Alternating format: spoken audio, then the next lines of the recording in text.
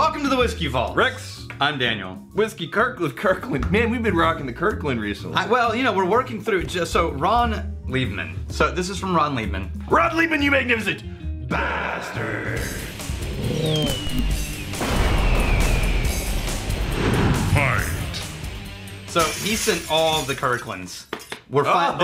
This is the last of them. So, Mr. Right. Kirkland. Ron So, Kirkland Liebman. Look at this. Not a jug handle, but it does Yeah. do that action right there. So 80, so it's 40% whiskey. I tell you what, with that grip, that is not simple. I think That's a commitment. I think it was great on the CAD drawing for the bottle design. Yeah, but people didn't think about the weight of a 1.75 liter bottle. The slipperiness of glass. This is glass. It looks like it's gonna be plastic. That's like trying to palm a basketball. And all right. If somebody ever put that in the fridge and you got condensation, Oh, no, that's you're over. dropping a big old. Yeah, you are. Okay, so.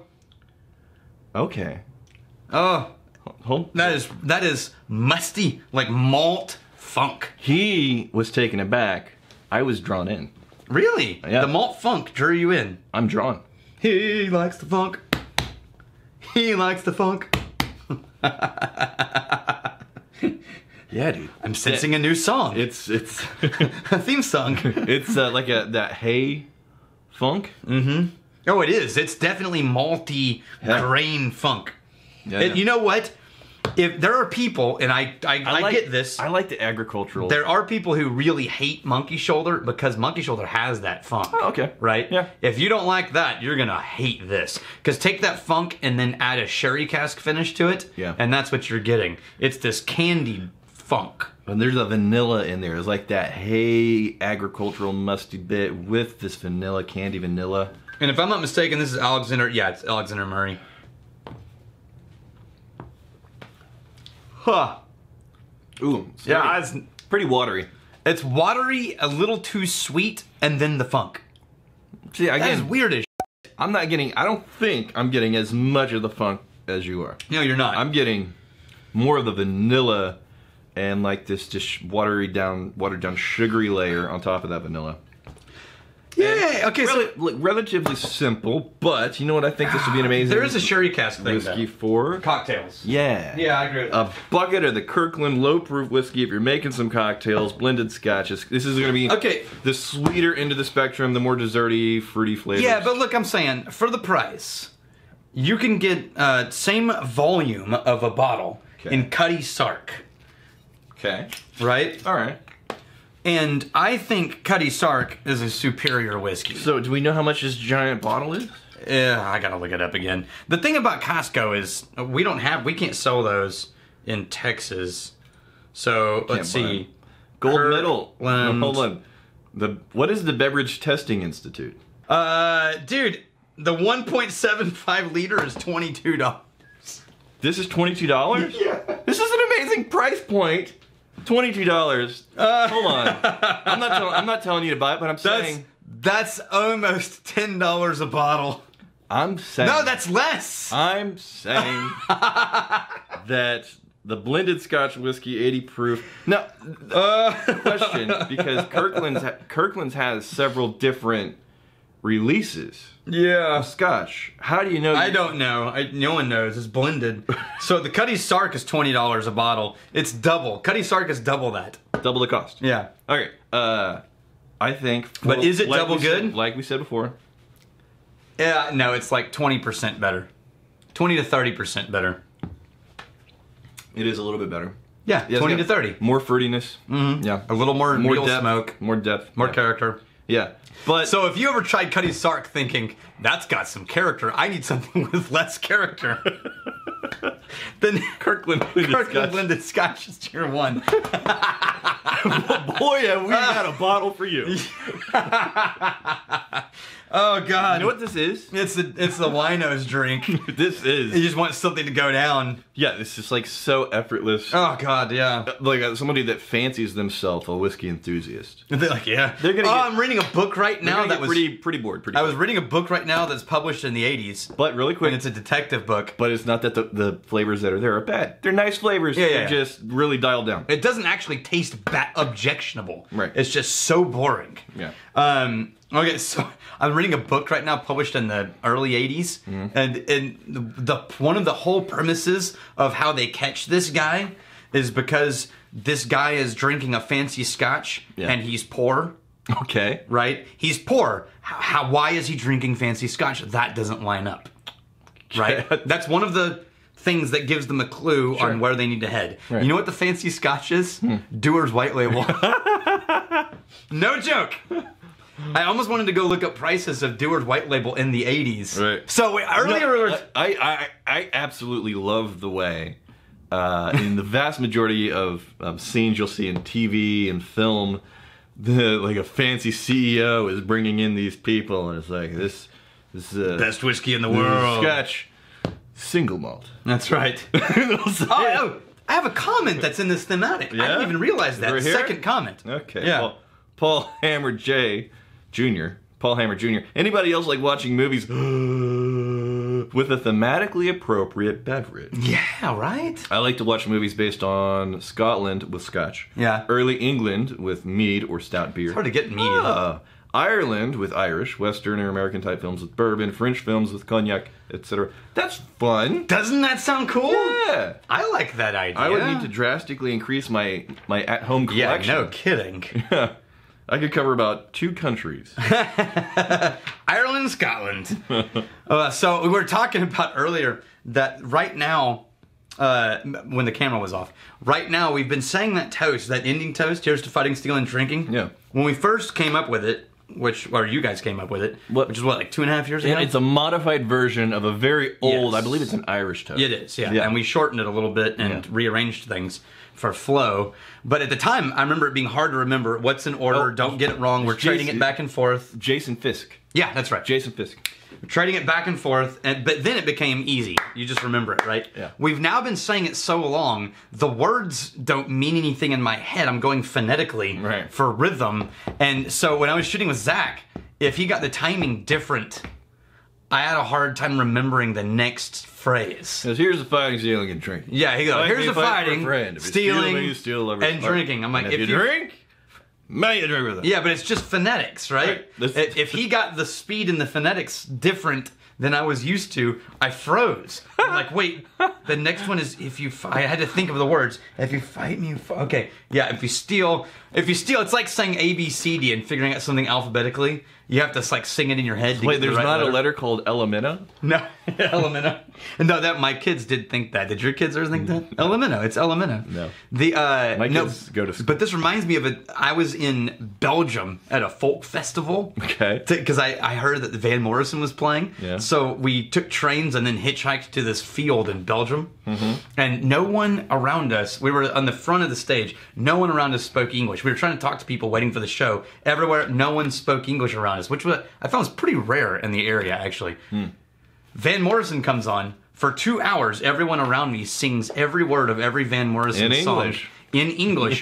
Perfectly. Yeah. And I realized everyone's just singing phonetically. No one has any idea what they're singing. How long ago was that? Oh, Domino. This is like 98, 99. Okay, so Daniel, after 20 years, I'm going to share a hard truth with you. Those people spoke English perfectly. They didn't want to talk to you. I did actually think about that at one point. Everyone was playing dumb, like, we don't speak English. We know English. Jeremy W. Forsyth. So I had an appointment with my kidney doctor and was told, eat less green vegetables and drink more distilled alcohol and red wine to improve my kidney function. Who is this doctor? Who am I not to follow doctor's orders? It also means my wife can't stop me from buying whiskey. Doctor's orders. Doctor's orders. Damn, Jeremy. So can we get the name of said doctor? Yes. Is that a real thing? I need a prescription. I don't know. I'm not a doctor. I mean, sure. Hey, doctors. So here's the question. Yeah. We've reached a reasonable stopping point. Yes. We could do a couple of rep bottles real quick. Are they? They're right behind you. You want to do them? Well, what time? All right, we'll talk about. These are Oak and Eden. Remember Oak and Eden? It's like a Rare Whiskey Friday.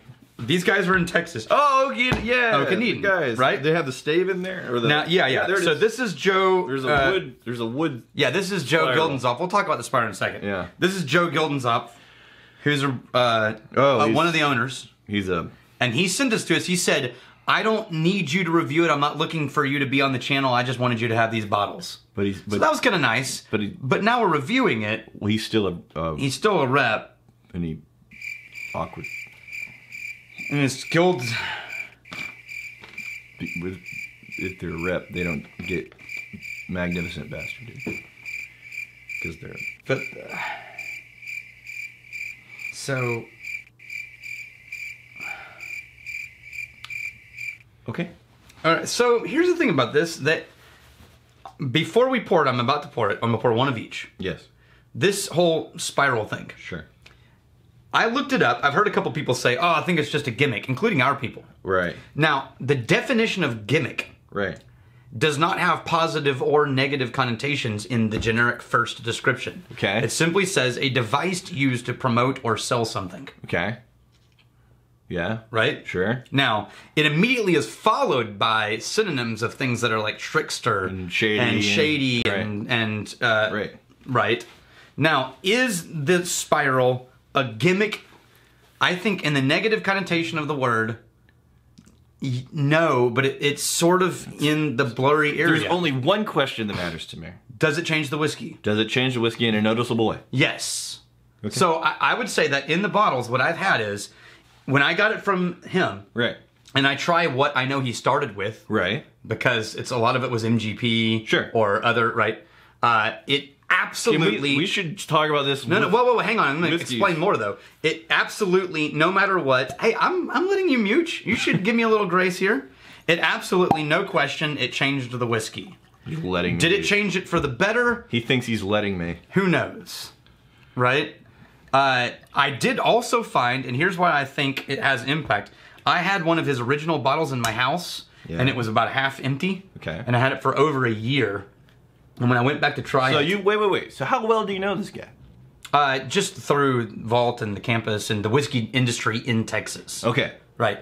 So he sent me... I took one of his original bottles. So when you went to his house... No, my house. This bottle was at my house. So when he came to your house... No. I just took one of the bottles home. How big of a bag of money did he give you? 0. So it was less than half full. It had been sitting for a year. I went to pour it. Right. It was so bitter and funky. Because of the stave. Because the stave just kept... It's a spiral. Yeah. So I would say the positive impact of the stave is in the 6-week to like 6-month period. It keeps adding. After that, it just keeps getting woody. Yeah, okay. Right? Now, these are their beer editions. They worked with Rahr and Sons in Fort Worth. Okay. They soaked the staves in beer, then they put them into the whiskey. Now then, I think it's an interesting experiment. I would love to be able to do the AB because Beforehand. Soaking in beer, to me, I would think a beer would be overwhelmed by the higher proof and the more aggressive, intense flavors. No, I don't think so, because we've done beer finished things. Well, yeah, and it's but the same deal. But that would be like the equivalent of this entire bottle being wrapped in I think wood. percentage-wise, you're probably looking at the same wood impact as far as percentage of surface area to volume. Because of the shape of the spiral? Because of the shape of the spiral. Remember that both the shape of the spiral and the carbon will dramatically impact the surface area. It's designed to maximize the amount of... Yes. Now, you have in front of you the bourbon with a Scotch ale spiral. Yeah. Right? I have in front of me the rye with a IPA hoppy spiral. Well, of course it's the taste difference. It's the bourbon and a rye. Yeah, but I just want to see if you can taste, other than a rye, the hop, and other than a bourbon. So let's start with the hop. Scotch We'll be ale. able to pick out a hop easy, no problem, if there's a hop. Mm-hmm. You can smell it. Yeah, there's it's got a hop. the rye mixed with that hoppy. There perfumey. is the hop, absolutely. Now in the taste, it's a little low on 45%. It's sort of It doesn't flattening smell, out a little bit. It didn't smell 45%. Yeah. I think the hop. The nose is dramatic. The note is so dramatic, it's presenting as a little bit more lively than the 40%. I agree. Yeah. It's actually nice. It's a good rye, and it definitely has hop. The notes. hop, this is weird. That funky hop complements that rye spicy herbal quality. Yeah, because it's so mild. Yeah. Right. If you really distilled hops, then you get the distillation of hop flavors. But having the hop flavor sort of accent the rye, I think you're right. I think it partners well. It plays well. That will be the first time ever in the history of this channel that hops were involved that I didn't hate it. Again, and it wasn't distilled. It was just basically wood soaked in some hoppy beer and then put into a whiskey. Now, bourbon and Scotch ale, I'm interested in this because we are about to move a bourbon into a Scotch ale barrel. Okay.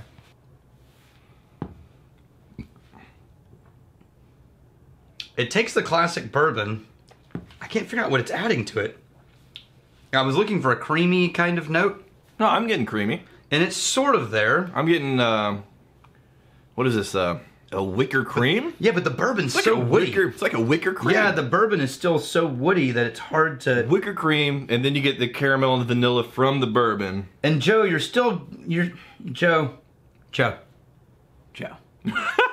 You're still putting... All right, everybody else, turn off the video. In. This is just for Joe. Joe, you're still putting bottled by on the label. Right. And not saying where it was distilled. This was a pleasant surprise for me. The spiral soaked hoppy beer woody bit that went into this rye complemented each other well. You can actually pick out the hoppy... Yes, you can. The hoppy note on the nose especially. And it's more subdued on the taste, but it plays well with that rye. I'm betting... I'm getting like a wicker cream note beyond just what I typically get from bourbons. And then the vanilla and the caramel and whatnot. I'm betting that these have both won awards that they were submitted to things because you would get submitted into a bourbon and a rye category and they would be such outliers and remarkable nuance to a bourbon and a rye that they'd end up winning things. There's like a sweet tea in here too. Yeah. I like that. That bourbon's my favorite one. I like the hell out of that. And yeah, I think they're both really, as far as drinkable, hell yes. All right, here's the fighting, stealing, and drinking. If you fight me, a fight for a friend. If you steal, may you steal a liver. Sorry. And if you drink, may you drink with us. Hey, thanks for hanging out with us in the Whiskey Vault. Don't forget to throw in a like, hit that subscribe button on the bottom right, and drop a question or comment down below.